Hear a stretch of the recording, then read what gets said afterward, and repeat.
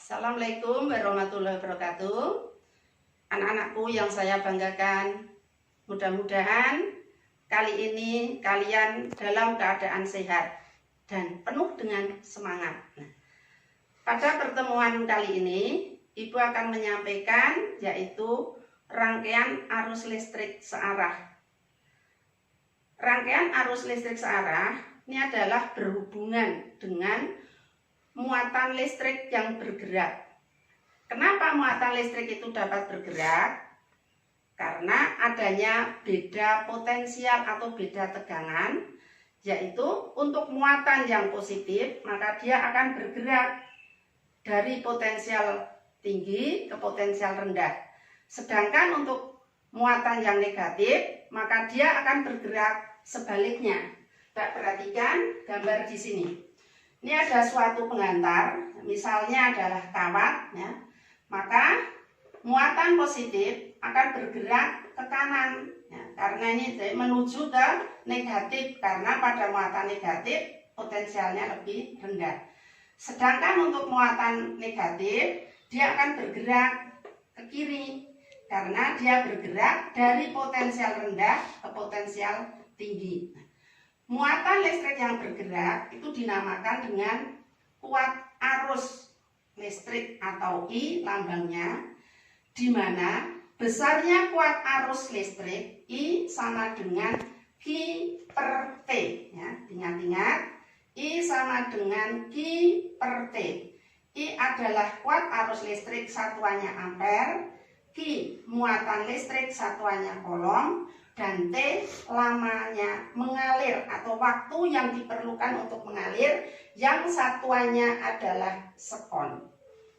Kemudian jumlah elektron yang mengalir, maka untuk menentukan berapa jumlah elektron yang mengalir dalam suatu penghantar, maka bisa digunakan N sama dengan Q per L.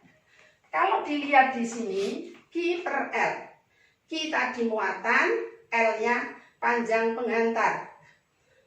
Maka Q dari persamaan ini pun bisa dituliskan bahwa N akan sama dengan Q dari pertama tadi, I sama dengan Q per T, maka Q bisa ditulis I kali T dibagi dengan E.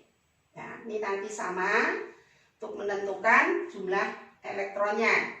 E muatan elektron besarnya min 1,6 kali 10 pangkat min 19 coulomb. Ingat, tanda min bukan nilainya negatif, tapi ini menunjukkan muatan elektron.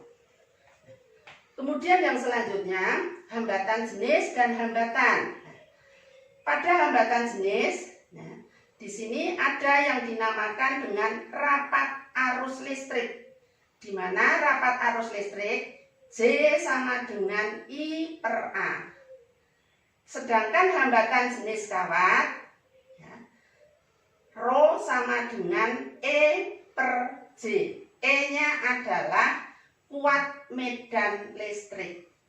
Jadi E kuat medan listrik. Yang satuannya maka bisa menggunakan Newton per meter persegi. Newton per coulomb, ya, Newton per coulomb. Sedangkan tegangan listrik di sini V sama dengan E dikalikan dengan L. L-nya panjang penghantar. A di sini luas permukaan bidang, karena kawat itu kalau ujungnya dipotong maka ini misal kawat, nah ujung di sini ini adalah berbentuk lingkaran, sehingga bisa kita cari dulu bahwa A sama dengan pi R kuadrat. Kita masukkan untuk mencari berapa besarnya hambatan pada suatu penghantar. Dari persamaan Rho sama dengan E per J, sedangkan J-nya I per A, E sama dengan, ini kalau kita ubah maka di sini E sama dengan V per L. Nah, maka kita masukkan, ini adalah V per L dibagi dengan I per A. Maka bisa ditulis V per L dikali, ini dibalik ya, karena kali dibalik maka A per I. Ini berarti rho sama dengan V A per L kali I. Boleh kita tulis V A, ini kita hanya pindah tempat saja, I per L. Nah, pada hukum Ohm ya, mungkin SMP ya kalian, atau kemarin waktu kelas 10 juga, hukum Ohm yaitu V sama dengan I kali R. Maka R akan sama dengan V per I. Nah, sehingga di sini V per I ini akan sama dengan R. Maka rho bisa ditulis jadi R kalikan A per L. Atau R akan sama dengan ya, rho kalikan dengan L dibagi dengan A. Nah, ini adalah persamaan untuk hambatan. R-nya hambatan, satuannya ohm, rho hambatan jenis, satuannya ohm meter, L-nya panjang penghantar meter, A luas penampang meter persegi.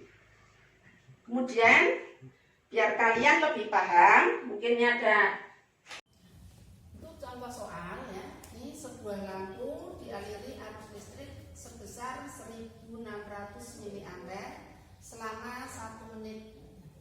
Jika muatan elektron min 1,6 kali 10 pangkat min 19 kolom, hitung jumlah elektron yang mengalir. Maka caranya ya, kita tulis dulu, diketahui.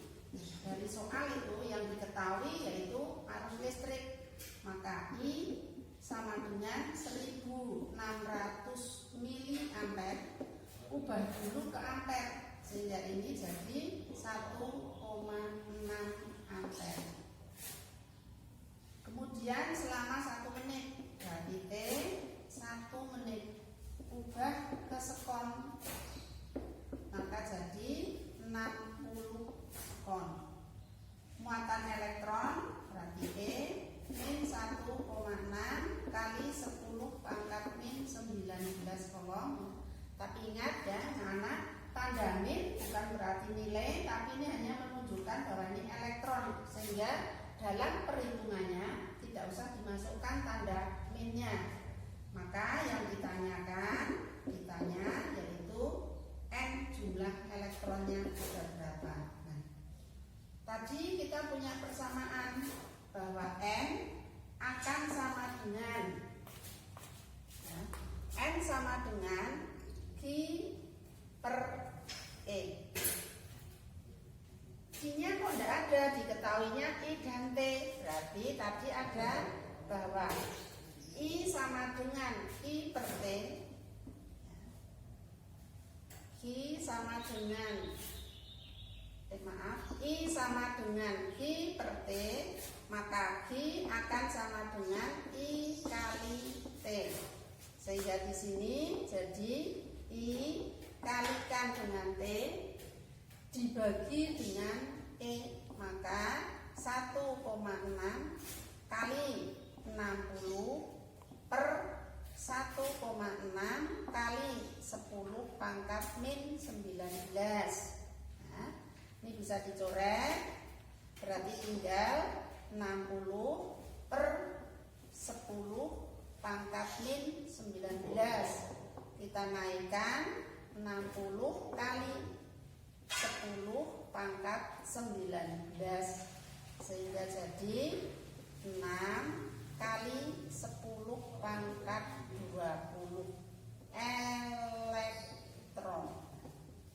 Ini cara pengerjaannya. dipahami dulu. Nah, untuk pertemuan kali ini Ibu cukupkan sekian dulu. Assalamualaikum warahmatullahi wabarakatuh.